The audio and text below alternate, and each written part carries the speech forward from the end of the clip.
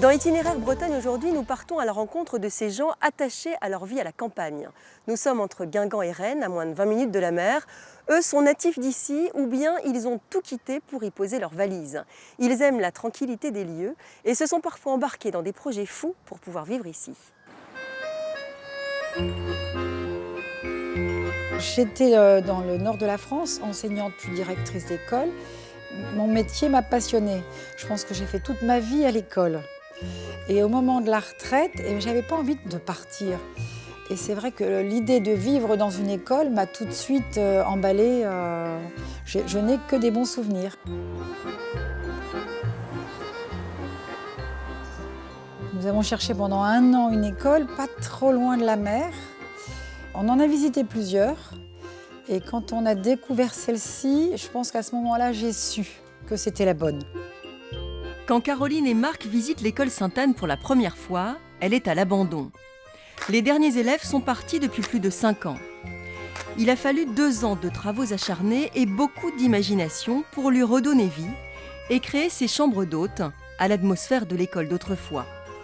À chaque chambre, sa thématique, géographie, musique, morale. J'enrichis tous les ans un peu toutes les pièces par mes trouvailles.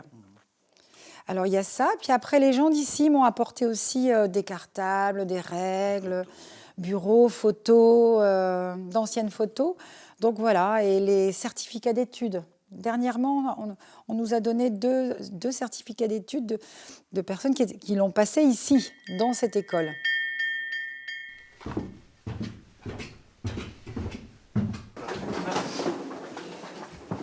Voilà, vous êtes en morale.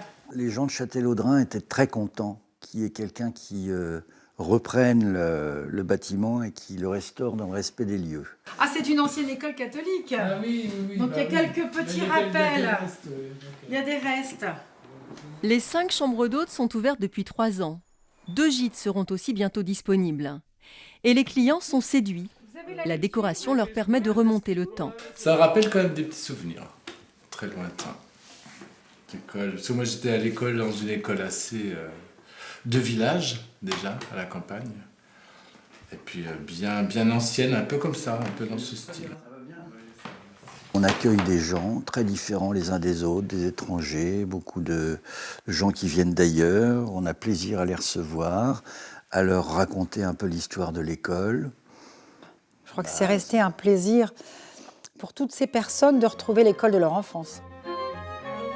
Caroline a réalisé son rêve.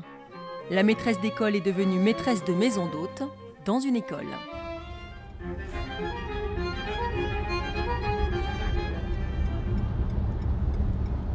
Direction Bocquéo, au sud de Guingamp. Seules les lumières du cellier éclairent le bourg.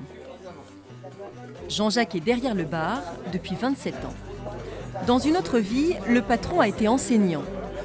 Lui en a eu assez de l'éducation nationale et a ouvert ce bar pour faire vivre son pays. Depuis l'ouverture, 700 groupes de musique sont venus jouer ici, de William Scheller en passant par les hurlements de Léo ou Debout sur le zinc. Au fil du temps, le cellier est devenu la maison de la culture locale, réputée dans la région. Le concert continue, mais à une fréquence, on va dire 3 tous les 2 mois à peu près, durant l'hiver surtout, enfin de l'automne au printemps. Et par contre, du café-théâtre, un petit peu, 2 à 3 représentations par an, des débats, des causeries. On va démarrer sur le thème de ce mois-ci qui est la culture. Donc vous avez vu l'affiche. Ce soir-là, c'est un café-repère qui est organisé. Ça discute autour d'un verre et d'un thème. La culture, elle est aussi vue maintenant, quand on met le mot culture, c'est un marché. On parle d'échange culturel. Il y a un truc qui est quand même frappant, c'est qu'un tableau, tout le monde le comprend. Face à un tableau ou face à une musique, à écouter une musique, ils vont se comprendre. Ils vont échanger des émotions au minimum. Jean-Jacques adore ça, ces rencontres, ces échanges. C'est la raison d'être de son café à Bocquéo. Il faut toujours essayer de faire vivre un peu, de faire les gens se rencontrer. C'est important un café dans une commune comme Bocquéo ? Ben, je pense, oui, ça reste encore important. C'est encore un des rares lieux où on se rencontre autrement que virtuellement. Même si la tendance est plutôt à ça. On se fait des vrais amis, quoi. Dans 2 ou 3 ans, Jean-Jacques partira à la retraite, avec l'espoir que quelqu'un prenne la suite. Un autre habitant de cette partie des Côtes d'Armor a eu un jour une idée folle. Il s'appelait Marcel Arnoux. Il a créé le zoo de Trégomeur. C'était dans les années 70. Regardez. Ils ont 17 jours. Ils ne sont pas encore baptisés. On n'a pas encore trouvé de marraine. Je pense que ça ne saurait tarder. Et quel prénom allez-vous leur donner? Ah bien, on laissera le choix à la marraine, bien sûr, de leur donner un prénom. Ces naissances au cœur de la Bretagne témoignent de la réelle qualité de vie offerte aux 400 pensionnaires du parc de Trégomeur. En 10 ans, ces animaux se sont tellement bien acclimatés et familiarisés avec le public que des lamas aux chèvres du Sénégal, en passant par les singes, les pécaris ou les daims, ils viennent tous vous manger dans la main. Vous quémandez un quignon de pain, un bonbon ou des cacahuètes. Mais certains visiteurs, par inconscience, par négligence ou encore par bêtise, jettent aussi dans les enclos et les pâtures divers détritus ou emballages, cela malgré la présence de poubelles. Plusieurs daims sont déjà morts de cette atroce façon. Mais Rose, elle, a eu plus de chance. Les vétérinaires l'ont en effet sauvée ce matin, après une opération qui a duré bien plus d'1 heure. Maintenant, on est en train de retirer du plastique avec maigre danger aux nutriments, bien sûr, mais qui empêche complètement la digestion et qui bloque littéralement un véritable nœud de tout ce qu'on veut.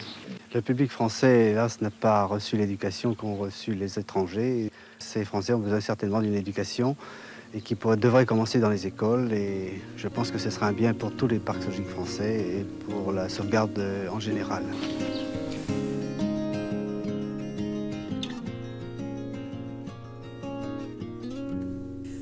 Le zoo de Trégomeur existe toujours, il accueille environ 100 000 visiteurs chaque année.